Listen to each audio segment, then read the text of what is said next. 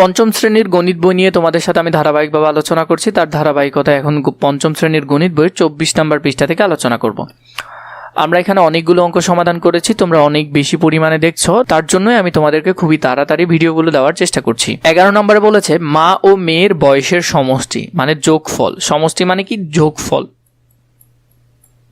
তাহলে মা এবং মেয়ের বয়সের যোগফল হলো কত? 56 বছর।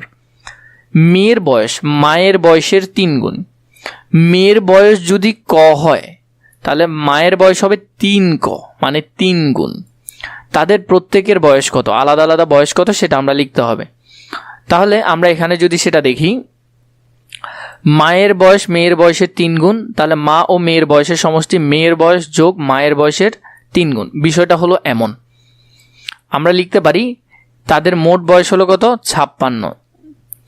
মেয়ের বয়স 1 গুণ, মায়ের বয়স আরো 3 গুণ, মোট কত গুণ? 4 গুণ। তাহলে মেয়ের বয়স কত? গুণ 4।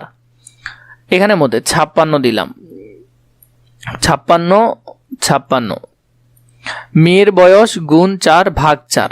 তাহলে যদি তুমি দেখো উভয় দিকে কি করলো? 4 দ্বারা ভাগ করলো। উভয় দিকে 4 দ্বারা ভাগ করলে কি হলো? এখানে শুধু 4 4 কাটা হয়ে গেল, যেমন 4 4 ভাগ করলে কত হবে? 4 4 কাটলে 1, তার মানে মেয়ের বয়স আছে। আর 56কে যদি তুমি 4 দিয়ে ভাগ করো, তাহলে যদি দেখো 56 ভাগ 4 কত হবে? 4 14 56, তাহলে 14। মেয়ের বয়স কত বছর? 14 বছর। তো মেয়ের বয়স যদি 14 বছর হয়, মায়ের বয়স 3 গুণ, তাহলে 14 গুণ 3। তাহলে 14কে যদি 3 দিয়ে গুণ করো, 14 গুণ 3 42। তাহলে মায়ের বয়স কত বছর? 42 বছর।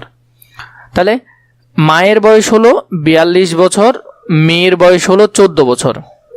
তাহলে আমরা যাচাই করব, মায়ের বয়স যদি আমরা দিই 42 বছর, মেয়ের বয়স 14 বছর, দোনোটা যোগ করলে আমাদের মোট বয়স আসতেছে কিনা আমরা সেটা দেখব। তাহলে 42 যোগ 14 সমান 56। তাহলে আমাদের এটা সঠিক। তো তুমি চাইলে এখানে লিখতে পারো মেয়ের বয়স হলো 14 বছর, মায়ের বয়স তাহলে কত হবে? 14 14 14, তাহলে 3 14 কত? 42। 3 নম্বর প্রশ্নে বলেছে পলি এবং রাজনের একত্রে 18,650 টাকা আছে। রাজন অপেক্ষায় পলির 1680 টাকা কম আছে।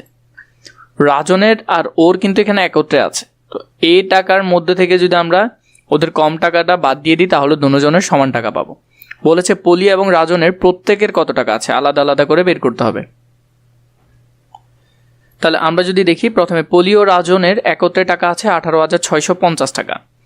রাজনের চেয়ে পলির টাকা 1680 টাকা কম আছে।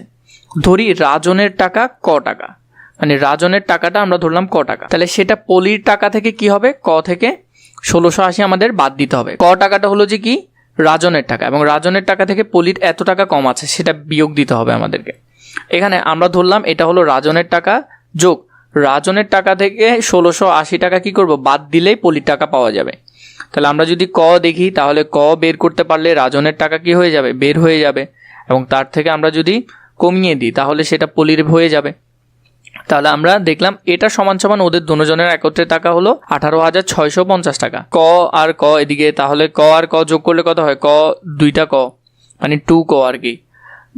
এরপরে এখানের মধ্যে হলো যে 1680, সেটা লিখলা 1680, এটা এদিকে বিয়োগ আকারে আছে। এই ক্যালকুলেশনটা যদি একেবারে সহজে বুঝতে চাও, তোমাদেরকে যে এই অঙ্কটা করালাম এই সেম এটার মতো, আমরা জাস্ট এখানের মধ্যে কি করব? ওদের নামটা চেঞ্জ করে নিব। এই প্রসেসটা করলে হয়তো তোমাদের জন্য একটু কষ্ট হবে। তো ওইখানের মধ্যে আমরা দেখলাম যে আমরা লিখি টাকাটা 18,650 টাকা, ঠিক আছে। এটাকে আমরা বিয়োগ করব কত দিয়ে? 1680 টাকা। 1680 টাকা যদি বিয়োগ করে দিই, যে টাকাটা থাকবে এটা দুজনের সমান টাকা, মানে একেবারে একুরেট টাকা। এটাকে আমরা 2 দিয়ে ভাগ করলে আমরা প্রতিজনের আলাদা আলাদা টাকা পাবো।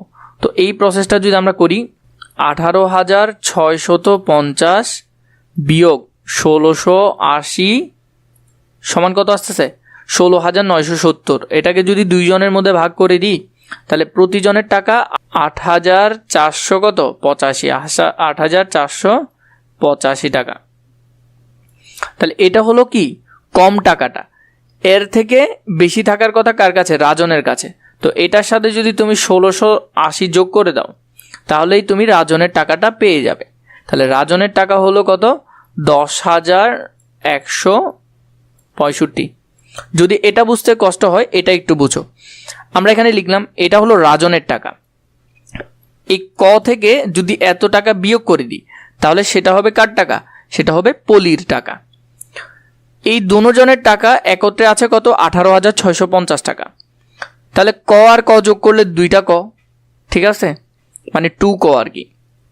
1680 টাকা এদিকে বিয়োগ আকারে আছে, ওইদিকে গেলে কি হয়ে যাবে? যোগ হয়ে যাবে। তাহলে মোট 20,330 টাকা।